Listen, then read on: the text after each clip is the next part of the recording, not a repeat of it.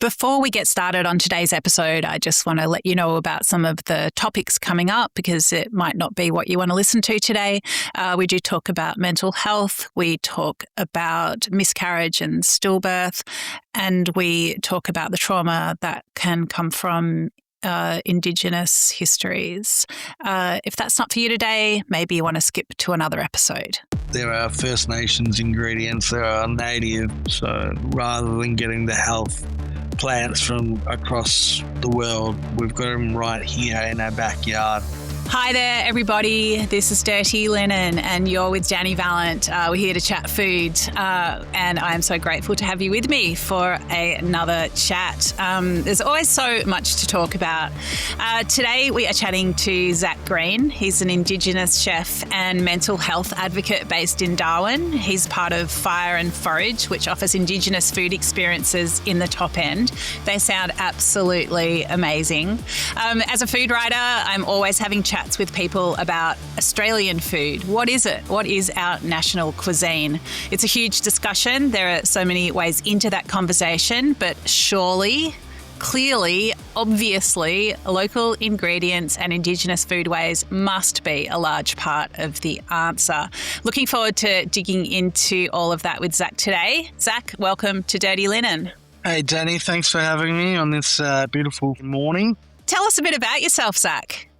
Yeah, so I'm a Gunjamara man from Southwest Victoria, and I've been a chef for around 17 years now. So I've travelled pretty much all around Australia, living in Darwin now, but I guess being a chef for the last 17 years has been incredible, but also with its ups and downs, and living up in Darwin now with my wife and our four boys, I love to live the laid back life now, where I'll be able to go out and hunt and collect native ingredients from Larrakia Country, but then only really picking and choosing when I need to go into the kitchen. So it's a pretty good life at the moment. Love to hear that. Tell us a bit about your early life in Victoria. What sort of place did food play? Yeah, I guess for me, food is always, or being in the kitchen has always been a healer for me, if that makes sense. So I didn't really have a very good high school life, if you can say that. I went to two different high schools and got bullied at the first two high schools, and then the third high school, that's when I kind of fell into the world of cooking. But then I was always brought up around cooking with my two nads. One of my nads always used to make a big Easter feast or a Good Friday feast, a Christmas feast or a birthday feast. So I was always around food, but I guess after going to my third high school and stepping foot into a kitchen on Mount Buller, which is in the high country of Victoria, that's when I really found my kind of place in the world. So for me, food in the kitchen has always been a major part of my healing whenever I'm going through some personal situations. So, I guess, living in Victoria kind of really helped me understand that I wanted to be a chef for the rest of my life. Wow, so interesting. I mean, I think a lot of people find themselves in kitchens, in hospitality. I don't know, almost as a last resort. It's like a lot of pathways seemed closed off to them. And then, it's finally you kind of find a sense of connection, community and possibility in cooking for people. I'm really sorry to hear that you experienced bullying. That's, that sort of stuff leaves a lasting impact, doesn't it? Yeah, it does. I think if I look back now, that's probably where the first kind of signs of my mental health journey kind of started. And if you spoke about mental health, in the early 2000s, people would be like, just harden up. That was the kind of thing, how it was kind of, spoken about, especially, like in the early 2000s when I went to high school. But, I guess for me, cooking wasn't really the last resort. I think it was just where I found myself to be happy and etc. Yeah, love to hear that. Did your Gunjitjmara heritage play a big part in your childhood and your sort of sense of identity as a kid? Yeah, yes and no. Like obviously, like for me as an Aboriginal man, also a Gunditjmara man as well. I think yeah, my grandmother was part of the stolen generation. So we kind of we all went on that journey together. Like when I was 12, that's kind of when I understood my heritage, and that was because my grandmother had been taken away, but also at the same time too, Danny, like back in the 1950s, 40s as well. Like if you said you were an Aboriginal person, it was frowned upon, or it was a crime. It was a hate crime, really. So my grandmother really didn't really say much about her heritage, especially when my dad and my uncle and my aunties were born. And then until she was reunited with her sister 55 years later. And that's when, we started to understand who we are as Aboriginal people. So, I've always got a massive respect for, my mob down in Southwest, especially food wise, the eels, especially seeing the eels make that mass migration from, Lake Conda to straight away to the try and get over to the Coral Sea. So, yeah, I've always had a fascination with my Gurjamara mob.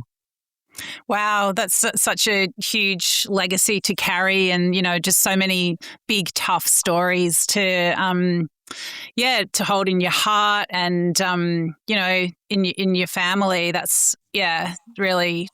Yeah, it's just devastating, Zach. Honestly, to think about all that pain and history. Um, a lot of people might have heard about the eels and their importance to that part of Australia, but can you tell us a bit more about it? Like what did you see? Like what do you connect to? Obviously, yeah, around the old eel traps, etc., which was really pivotal. Obviously, Gunditjmara people have the oldest, fishing traps in the world. So, that's always, I think when you talk about aquaculture, in Australia, Gunditjmara people were like one of the first people to really exercise aquaculture farming, especially when it came to eels. So yeah, for me, I'm still also learning as well, Danny. Like, I still learn every day. I think when people talk to Aboriginal people, they think every Aboriginal person knows everything. But we're still learning. I'm still learning. I'm still learning about a lot about my family too. But yeah, obviously with the eel traps and the fishing traps, like I think that was kind of the first. People need to understand, like, if we talk about, what mob actually invented or what mob actually, did in before colonization, the aquaculture and agriculture was part of that as well. Yeah, 100%. And I think, one of the things with food is you never stop learning. It doesn't matter, who you are. There's just, I just learn every day. And I know I'll never get sick of being connected to the food world, because there's just endless opportunity to learn and connect with people who are, we're all on our learning journeys. And I guess especially with Indigenous history, because there's been so much dislocation and violence, it's natural that some of that knowledge has been, disrupted, and it's a big reclamation. So I'm really honoured to be chatting to you, and learning about your journey with this as well, Zach. Tell us about how your chef journey continued, and when your sort of focus on Indigenous ingredients came into it. Um, yeah. So, Danny, like a lot of my story has a lot of grief and trauma to it as well. Like, I think now I'm 37 on Sunday, man, or like on the 12th of July. So I am getting on a little bit. I feel like a 50-year-old sometimes when I wake up. But yeah. So for me, like I've always been around Indigenous ingredients, especially growing up. Especially when I hit that kind of year, that mark of being 12, like started to understand more about my culture through my nana and her sister. But yeah, for me, I didn't really, I started my apprenticeship when I was 16, finished when I was 21 because I had a bit of a break. But I didn't really dabble into indigenous ingredients into like the professional sense until I was about 24, 25. And that's when I kind of like it's always been in my personal life, but in a professional life, I only kind of brought it to my professional career when I was 24, 25. In Darwin when I first opened my first ever pop up restaurant called Elijah's.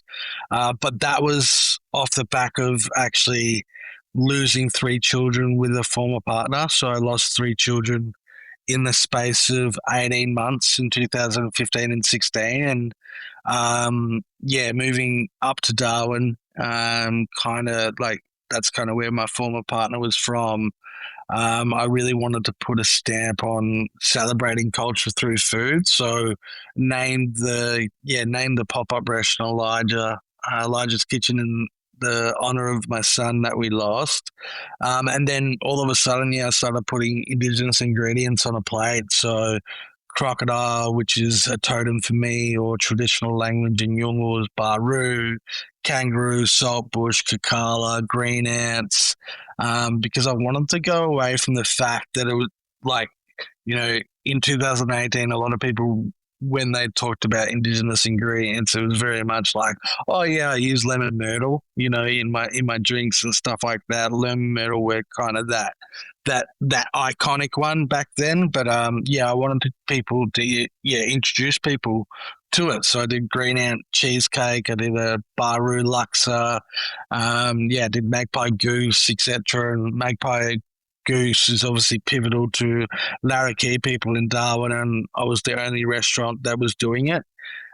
So yeah, that's kind of when my indigenous kind of native ingredient kind of started in my professional career. It was off the base of losing three children, but it was introducing it to Darwin, but introducing it to tourists and allowing people to ask the stories of the food, and that was it was really important, and it started a massive conversation, especially in Darwin. So yeah. Oh, Zach, wow, that's a lot that you've just told us about there. When you say losing three children, I'm just are we talking about like a miscarriage and stillbirth situation? Yeah, so we lost Elijah. My former partner was 16 weeks pregnant, so still had to go through that.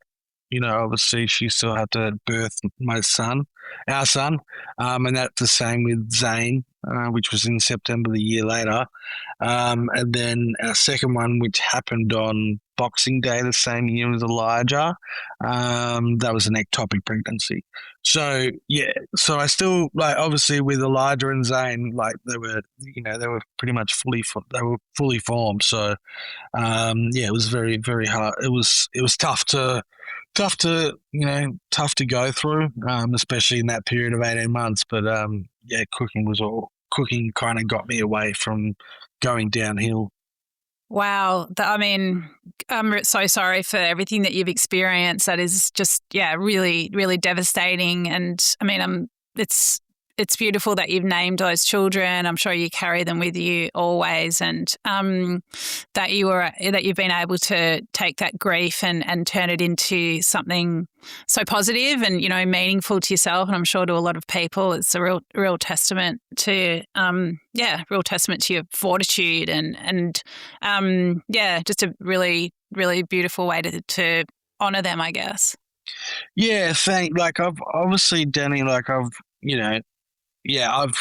do have my days where I think back and go, what would they have sounded like? What would they like? Like, would they like footy? Would they like cooking, etc.? So, I still have my days, but at the same time, like I always recognize myself as a father to them, and obviously I've got my stepkids now that I call my sons with Bobby. So, um, I guess, like everything, life has a very, very funny way of showing you what your path is. And I think cooking's always kind of been that stable part in my life, no matter what. So, yeah, I'm very fortunate enough to do what I do and obviously do it with their honor as well. And, do something that I love. And, yeah, it's like I'm almost like not working every day because I'm doing something that I absolutely adore.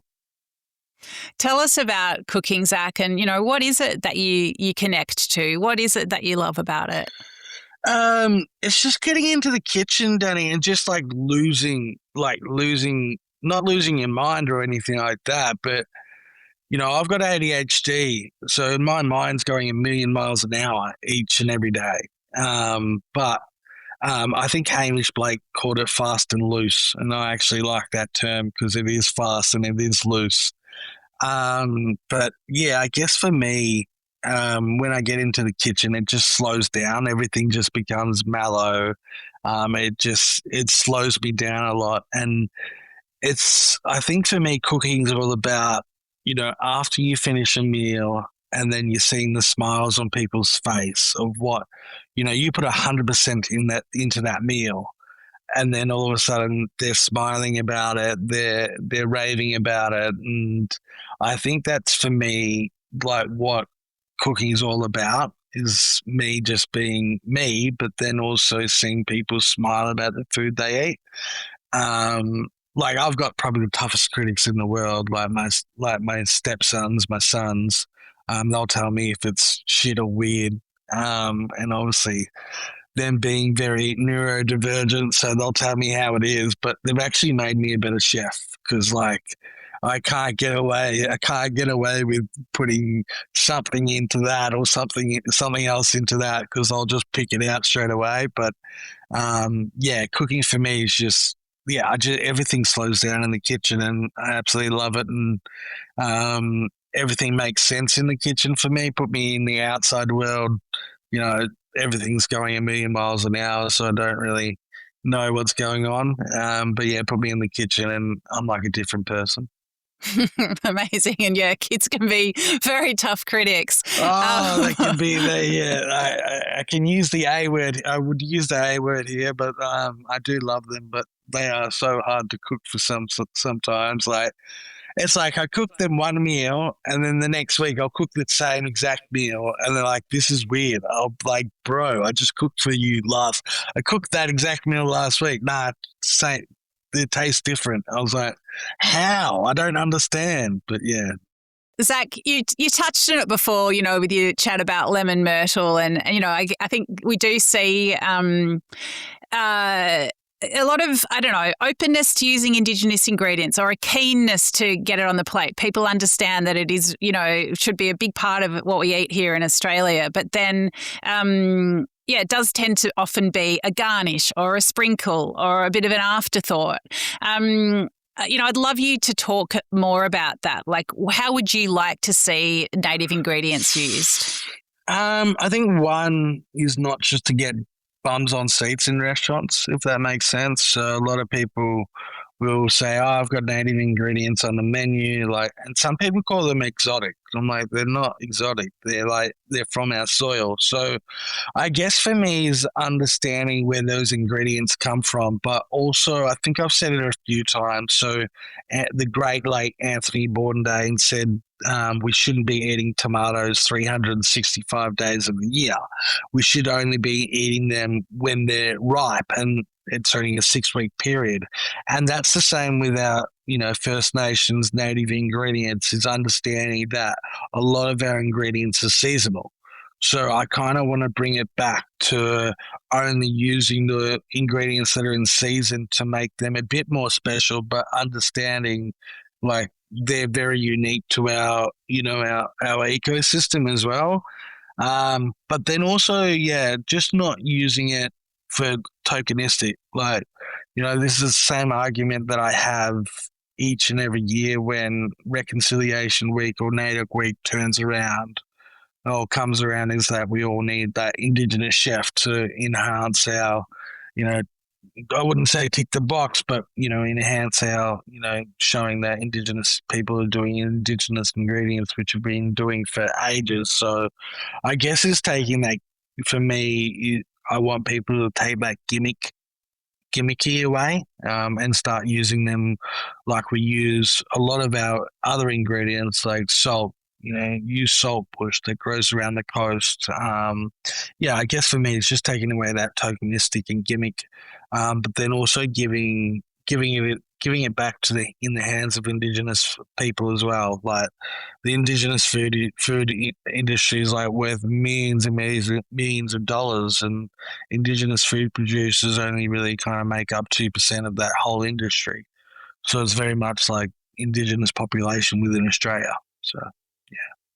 So, would you see that as a sort of ethical sourcing? Like people might look at where their ingredients are coming from? Yeah, definitely. I think we need to start understanding where these ingredients are from. So, like Kwandong, for example, really grows in the southwest of WA, and then obviously in Central Australia too, around Alice Springs. So, I think we need to understand where these ingredients grow, because I see a lot of people use Kwandong when it's out of season, or bush tomato when it's out of season. Like it's all good and well to use it like in spices, like a Kwandong spice or a bush tomato spice. But for me personally, I don't think we should be using like Kwandong the fruit when it's out of season. So I think it's just about ethical sourcing, but understanding where those ingredients come from, and buying off indigenous food producers that are traditionally harvesting those ingredients at the right time in the right season. Tell us about some of the foods that you use in the Northern Territory, Larrakia Country. Like you mentioned, crocodile and magpie goose. Like talk about how you get your hands on those ingredients and how you use them. Yeah, well, crocodile's obviously like a totem for me, so I don't really like. I'll get my business partner Shannon Motlop to source it for me, because it is a totem for me. But it definitely the crocodile that we use comes from croc farms. I would never go out in the wild and get a wild crocodile. But yeah, with Magpie Goose, Shannon, my business partner, Shannon Motlop, who's also co-owner of Something Wild and Seven Seasons Spirits. So we'll go out for that Magpie Goose waterfowl season. And obviously, yeah, get a bunch of Magpie Goose. And Shannon, I'm very lucky to kind of be very good friends with Shannon and also in business with him, because he's the only person in the Northern Territory to have a permit to harvest magpie geese and greenouts for consumption, and also be able to sell to restaurants. So yeah, very lucky to have him. But yeah, with a lot of the ingredients in Darwin, obviously Larrakia Country, you get the bush apples, which obviously grow just before the wet season. Rosella, obviously Rosella is originally from South Africa, but now it's called like that native ingredient. And yeah, Kakadu plum is obviously a really big one too. And you can also get the coastal succulents around Larrakia Country too. So yeah, a lot of those ingredients that we use do come from Larrakia Country, which is really pivotal, but we'll also just use what's in season too. So our menu consists of magpie geese, but we will only use that when it's in season. So when people ask for magpie geese, we go, no, it's not in season at the moment, and we don't want to put it on our menu until it's in season. And when you say menu, like where are you serving these dishes? So obviously Shannon and I own Fire Forage, so we do unique dining experiences, outdoor dining experiences. So we pop up on like the beach and do, paperbark smoked barramundi for corporate clients, but then also we do pop-ups of our own where people can book us for those experiences. So yeah, and then we'll also do catering as well. So Shannon was kind of pissed that I was here in Sydney for the last few days at NAIDOC because he had to cook. But I told him to harden up. I was like, if you want to own a hospitality company, you can know how to cook. But yeah, so yeah, we do a lot of catering as well. Like people want that kind of, really authentic bush foods straight from the bush. So there's not many places in Australia where you have an indigenous harvester and indigenous chef work together, and also own a business together. Yeah, it sounds amazing. We'll put the link to your website, Storyteller Chef and Fire and Forage, in the show notes. But I would encourage everyone to go and have a look, because you also offer opportunities to go out and harvest these ingredients with you, which is bloody amazing. It sounds like an incredible, life-changing experience. Yeah, it's always fun taking people out on country, and especially Shannon and I, we act like an old married couple, so we're always bickering about something, always having a bit of banter as well. So, I think we took a couple of people out on the boat, and yeah, we were bickering around where to put the crab pots, and Shannon's like, I grew up on this river. I know where to put it. And I was like, well, I was only here a couple of weeks ago, and this is where you need to put it. So we always have a bit of a bit of fun, Shannon and I going out. But Shannon doesn't, obviously we don't bicker when I'm cooking, because he knows that I know what to do. But yeah, that's always fun with the mud crabs. But then the magpie goose one, when we go out with people on the wetlands and actually take them through croc infested waters, that's always the tricky one. So we usually we'll get an RV and Shannon will go trenching through croc infested waters. So it's always good. There's no crocs around, but we like to scare a few people when we do it. We'll go, oh, there's a croc track, and Shannon's like, yeah, that's a big croc track, but it's actually a wild boar track. So we scare a few people around. So yeah, it's always good. Well, I don't know if I'd like to come upon a wild boar anyway, but tell us about magpie goose as an eating experience. Is it a tricky bird to cook, and how does it eat? I find it probably one of the best wild, the fowls, or best poultry in the world, really. Best bird that I've ever eaten in my life, and I will say that over Peking duck or a roast chicken, or a roast chicken from Woolworths or Coles. But it's probably one of the best eating bird that I've had. It's a bit like kangaroo, so you have to cook it medium rare and just melts in your mouth. But yeah, I usually, if I get a whole bird, a whole goose, I'll do a bit of a slow cook, and it actually just comes off. It shreds like a slow cooked lamb, so it'll be really shredded. So yeah, it's one of the best eating birds. But for me, I think with any native game, especially goose and kangaroo, it's medium rare. A light, sizzle on the pan or a sizzle on the grill, and then slice it up, and then it's there. So I've done a few experiments around with magpie goose, because it's hard to cook, but once you know how to cook it, you know how to cook it. So I think I did KFG a couple of weeks ago with the goose, where I did Kentucky Fried Goose for all the mob out there, and I think that video got 100,000 views or something with the Kentucky Fried Goose. So so is it secret herbs and spices, or can you tell us? I just had a bit of salt bush and pepperberry and bush tomato spice through it. But that's kind of one of the experiments we had, because we kind of wanted to and sell it to community, crumb goose, so we can sell it to community or give to community. But yeah, I had to brine it for a good couple of, probably about 24 hours, brined it, so it becomes tender. So it seems tough when you cook it, but you just got to cook it the right way, like anything, really. Well, I'd love to get up there on country one day and listen to the bickering, and then come out with some delicious KFC at the end of it or something. It sounds good. It is very funny when Shannon and I go out. I think we just did a shoot with Tourism Australia a couple of weeks ago for Cricket Australia. Jake Weatherall was up there, and Jake's like, after the shoot, he's like, "You boys have made this shoot. You guys are that funny." And I was like, "Nah." I was like, "We hate each other, but we really don't." So yeah. Well, when you look back on your journey, Zach, like, how do you reflect this kid from Victoria, up on the top end, doing these amazing things? Like, yeah, what do you think about where you've come? Um, yeah, it's always a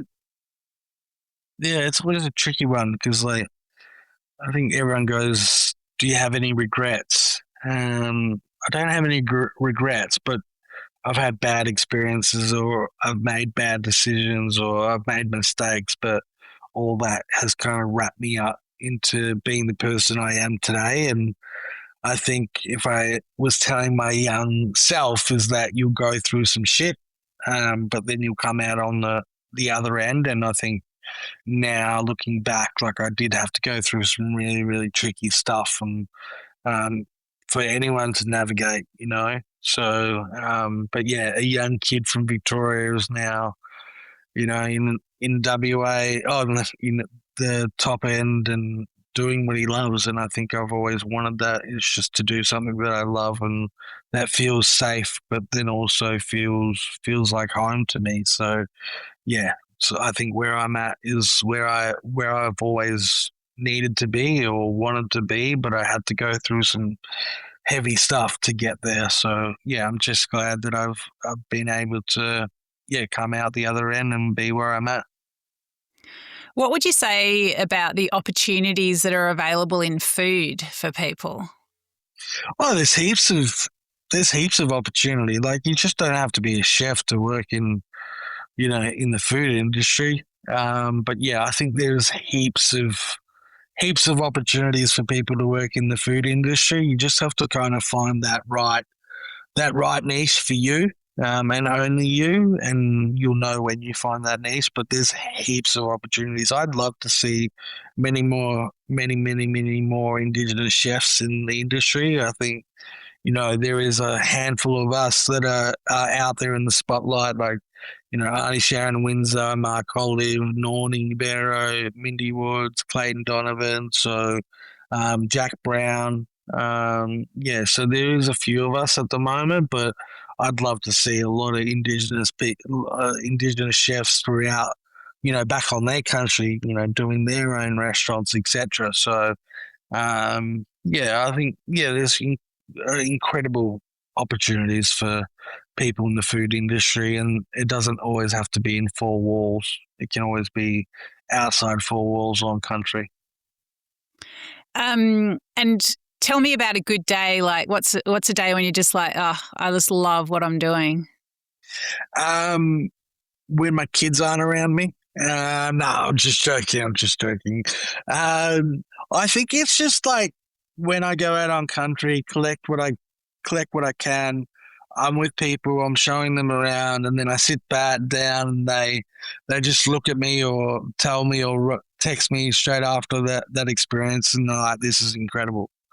It was incredible. So that's probably a good day for me. But then also coming home to my wife and kids as well. And what do you wish people knew about native ingredients and the possibilities of an Australian cuisine? Um, Knowing that they're not exotic. They're not exotic. They are Australian. There are First Nations ingredients. They are native, but they hold a lot of doors for also health benefits as well. So rather than getting the health plants from across the world, we've got them right here in our backyard. But then also understanding there's so much more to just eating them or using them for their health. There's meaning behind it, there's stories behind it. So for me, I think it's a powerful tool if we're able to allow people to understand that these ingredients mean so much more if you respect them in the way that mob respect them all across Australia. Amazing, Zach. Well, thank you so much for sharing with us today. Really, appreciate your openness and vulnerability and sharing the stories. I'd love to get up there and have some magpie goose with you one day. So maybe we can make that happen. Come up. Yeah, come up, Shannon and I'll take you out. 4 o'clock in the morning, we'll take you out on country shooting some geese and stuff like that. But yeah, it's good. But yeah, last thing I want to say, Danny, is our culture, our food, our stories equals reconciliation on a plate. So Yeah, absolutely. Powerful stuff. Thank you so much for sharing with us today, Zach. no worries, Danny. Thank you very much. Bye. This is Dirty Linen. I'm Dani Valent. We bring you untold stories from the food world. Real, raw, unafraid, hopeful.